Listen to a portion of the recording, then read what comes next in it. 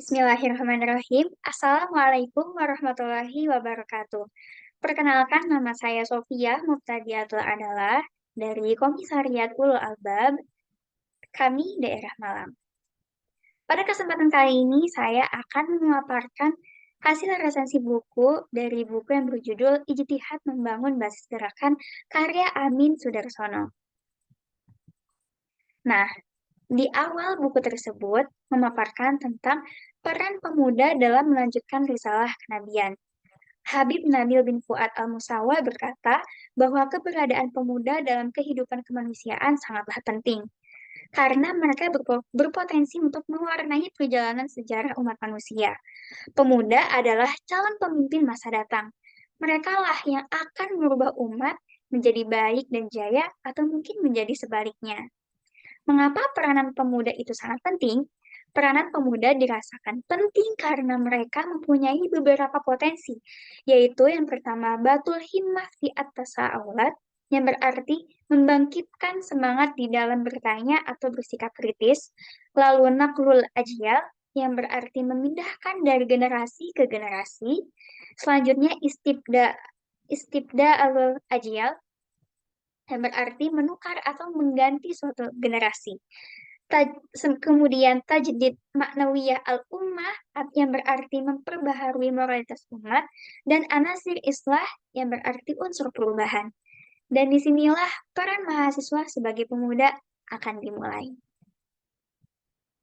Amin Sunarsono dalam bukunya ini mengklasifikasikan bahwa basis gerakan dibagi menjadi dua, yaitu software gerakan dan hardware gerakan.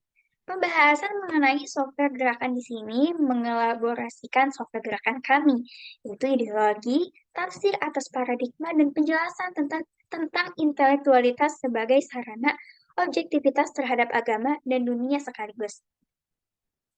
Pembahasan mengenai software gerakan dimulai pada aspek yang paling mendasar, yaitu ideologi. Menurut penulis, ideologi memiliki fungsi mempolakan, mengkonsolidasikan, dan menciptakan arti dalam tindakan masyarakat.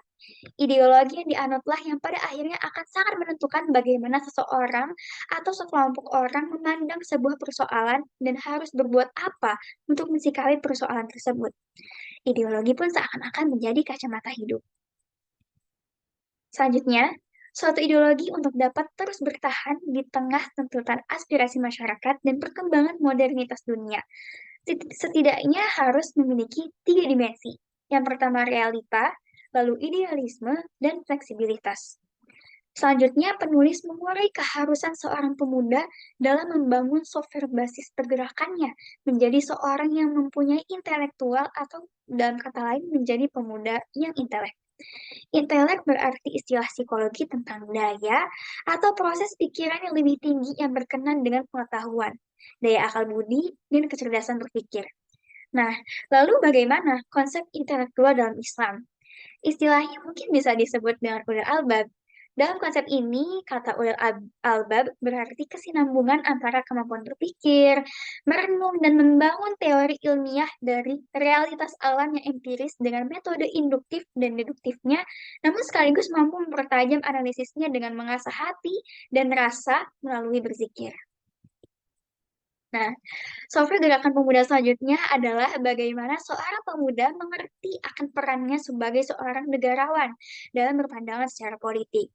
Terlebih sebagai Muslim, pemuda harus mengetahui karakter-karakter apa saja yang dibutuhkan untuk menjadi seorang Muslim negarawan yang akan melakukan perubahan sosial dalam umat, dan bagaimana menghadapi tantangan Ghazul Fikri dan kesetaraan gender yang benar-benar menjadi salah satu faktor kemunduran umat saat ini.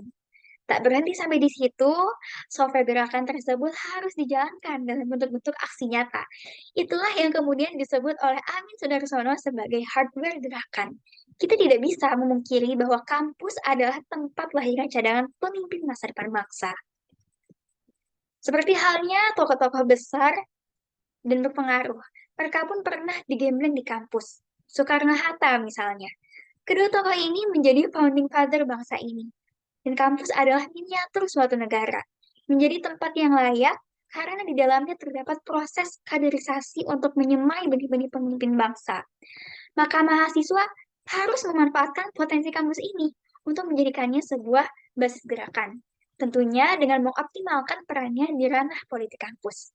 Selain dengan aksi, hardware gerakan ini juga bisa didapat dengan cara pengambilan keputusan melalui forum dan persidangan.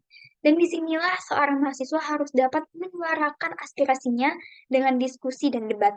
Seperti apa yang telah Rasulullah SAW contohkan dalam tata cara bermusyawarah dan dalam mengelola sebuah organisasi. Mahasiswa dituntut untuk dapat berkomunikasi dan menyampaikan propagandanya beserta pesan-pesannya kepada publik. Penulis menyebutkan berbagai cara berkomunikasi seperti dengan komunikasi persuasif, cara pembuatan propaganda, memilih pesan yang disampaikan, strategi pencitraan, dan bagaimana memanfaatkan media massa.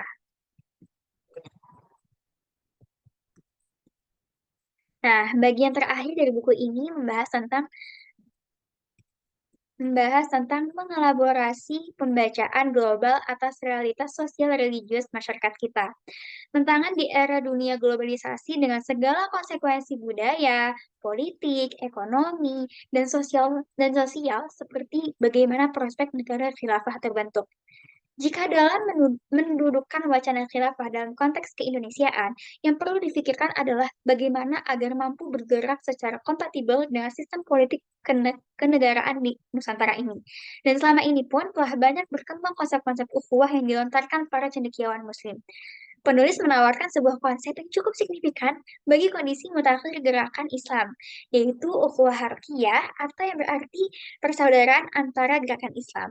Persaudaraan ini menjadi inti dari keberhasilan misi Islam untuk memuliakan kehidupan manusia dengan sistemnya yang syamil atau berarti menyeluruh dan mutakamil yang berarti sempurna. Wallahu a'lam bishawab. Demikian pemaparan resensi buku dari buku yang berjudul Ijtihad Membangun Basis Gerakan. Sekian dari saya, mohon maaf bila ada salah kata, bila ada kesalahan, mohon dibukakan pintu maaf yang sebesar-besarnya. Wassalamualaikum warahmatullahi wabarakatuh.